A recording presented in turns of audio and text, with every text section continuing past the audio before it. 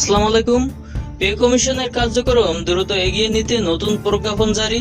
তো এখানে আপনারা একটি প্রজ্ঞাপন দেখতে পাচ্ছেন। গণপ্রজাতন্ত্রী বাংলাদেশ সরকারের জনপ্রশাসন মন্ত্রণালয় থেকে 9 সেপ্টেম্বর 2025 অর্থাৎ গতকাল এই প্রজ্ঞাপনটি জারি করেছে সরকার।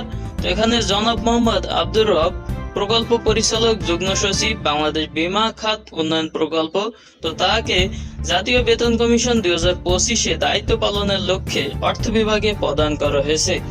অর্থাৎ সরকার কিন্তু পে কমিশনের কার্যক্রম যাতে দ্রুত বাস্তবায়ন বা দ্রুত শেষ করতে পারে সে লক্ষ্যে পে কমিশনের এই নতুন সদস্য সংযুক্ত করেছে। এর আগেও সরকার কিন্তু এরকম প্রজ্ঞাপন জারির মাধ্যমে নতুন সদস্য সংযুক্ত করেছিল।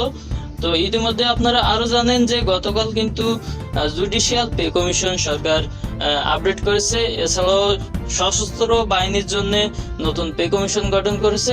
তো তার মানে বোঝা যাচ্ছে সরকারি কর্মচারীদের দাবি দেওয়ার পরিপ্রেক্ষিতে সরকার কিন্তু দ্রুত পে স্কেল বাস্তবায়নের লক্ষ্যে অর্থাৎ নির্বাচনের আগেই কিন্তু পে স্কেল বাস্তবায়নের লক্ষ্যে এই পে কমিশনের কার্যক্রম যাতে দ্রুত শেষ করতে পারে সেজন্য এ ধরনের পদক্ষেপ গ্রহণ করছে।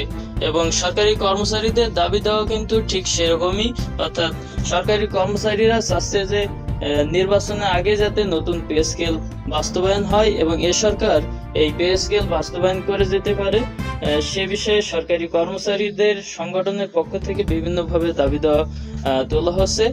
তো সেই দাবি দেওয়ার পরিপ্রেক্ষিতে সরকারও কিন্তু ইতিবাচক এই যে নতুন পে স্কেল বাস্তবায়নের জন্য। তো নতুন পে স্কেলের পরবর্তী সব আপডেট পেতে অবশ্যই আমাদের চ্যানেলটি সাবস্ক্রাইব করে রাখবেন। তো আশা করি সরকারি কর্মচারীদের এই নতুন পে স্কেল অতি দ্রুত বাস্তবায়ন হোক।